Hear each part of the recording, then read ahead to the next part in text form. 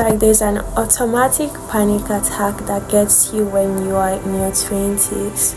I can't explain it, but let me try.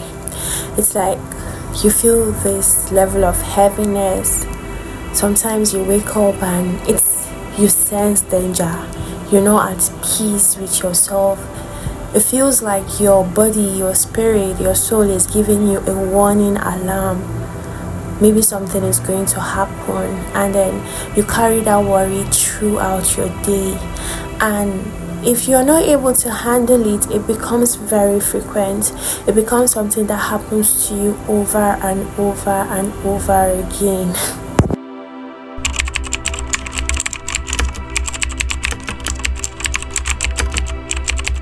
It's giving anxiety and stress even when you don't do anything.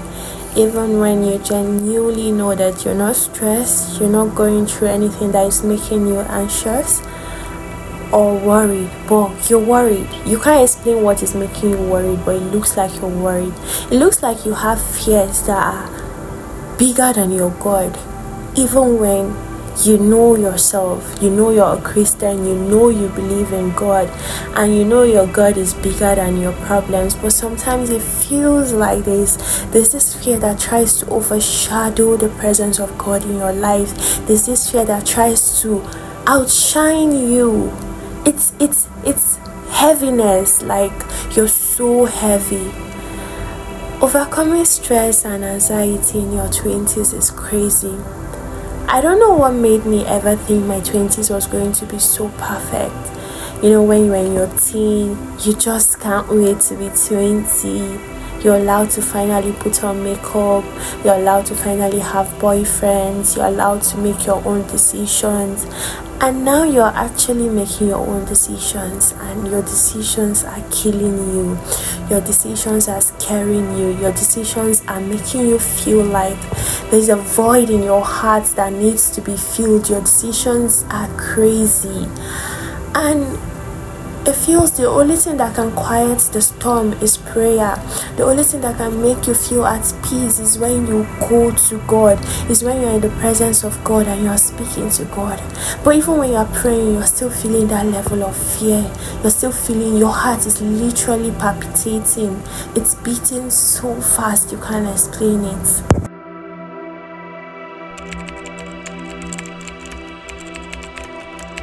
I know it's beginning to look like I keep talking about prayer and asking us to pray a lot, but I don't know what's going on, but it seems there's a spread of worry, there's a spread of anxiety, there's a pandemic that is going on with people in their 20s, people in their 30s, and it feels like you're not enough. It feels like something terrible is going to happen. I believe this is relatable. Each milestone demands for more milestone. Each achievement demands for more achievements. It's like no matter what you do, no matter the amount of money you have, you're not satisfied. It feels like a void that needs the presence of God. But this particular thing I'm talking about is actually happening to believers who have the presence of God, believers who pray, believers who worship, believers who are in the presence of God. So do we still say we have a void that needs to be filled when we know that there's God in the center of our heart, when we know that in between our fears, in between that palpitation, in between that thoughts, we are speaking in tongues, we are telling God, Mara Kabalakatu Sakara, I shut every door that is open, I quiet every voice that is speaking through me, I quiet every spirit of fear, I rebuke every spirit of fear in my life. You know you are praying, you know you are speaking to God, but you can feel it, you can feel that emptiness. And sometimes it makes me feel, and you hear me say things like, God, help my unbelief. Maybe I don't believe in you so much as I think that I do, or maybe I don't pray as much as I think I do, or maybe something is missing and I don't know something is missing. God, please help my unbelief. Help my unbelief. Help me to pray and not pray amiss.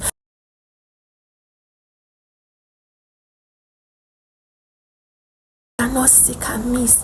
This level of fear, that level of anxiety actually make you question your God. It actually makes you question your belief. Like, I have God, I shouldn't feel this way. I'm a child of God. I know who I am. I shouldn't feel this way. There's no door of fear in my life that has access in my life. But my darling, you are actually feeling stressed and anxious. And I'm still here to remind you that that thing you think will fill up the emptiness will not fill it up. Let me give you a short story. I've never been the person to actually pray for marriage. Last night we were listening to, I can't remember who we were listening to. Okay, yes, Pastor Jerry's wife, yes, Eno Jerry, and she was talking about how she started praying for her husband at 16 years old for the man she'll marry, or the man she'll marry. How she started praying about the man she'll marry and how he'll come into her life. And my husband asked me, at what age did you start praying for the man you'll marry? And I looked at it and I thought, and I just told him, anything around 19. But deep within me, I don't think I've actually sat down to really, really press on the kind of man to marry. Yes, I pray for my husband, but I'm just trying to say it has never been a rush. It has never been something I was waiting to happen. I honestly was just living my life until it came around. Till now, people in my family will tell you I'm the last person they expected to get married. But there's this thing, a part of me just told me, when I get married, this little emptiness I will feel will go away. Like, when I get married, I'll stop questioning myself. When I get married, that emptiness will be filled up. When I get married, I won't experience the level of fear I'm experiencing. When I get married, everything will just be okay, because now I don't have to navigate life alone, and I don't have to feel lonely, and I don't have to feel all of those feelings anymore. But if it feels like the more achievements I gain, the more I feel that emptiness, and the more I want it to be filled. And someone I love a lot shared the same thing on her WhatsApp status, how she said sometimes she'll wake up and she's feeling strange, she's feeling fear, she's feeling as if something bad will go wrong. And then that instant, the Holy Spirit ministered to me, and I responded to her, and I said, it happens to me, but I believe it's a reminder that we are human. We're not self-sufficient, we are God-sufficient. We are not meant to ever feel like we are okay. So even when we're praying, it's easy to boast in your prayer life, it's easy to boast in your worship life, it's easy to feel like a perfect, a godly, a holy Christian, and it's easy to take all of the credit and just feel like your life is going flawlessly. But then that emptiness that keeps growing is not an emptiness that is saying or telling that you are lacking value, or you're lacking the presence of God, or you have another spirit that is not of God. No, it's saying that there's more, there's room for more. And I just want to speak to anybody navigating these 20s and you're feeling anxious, you're feeling stressed, it doesn't feel like anything is going on for you in your life. I just want you to receive the spirit of peace.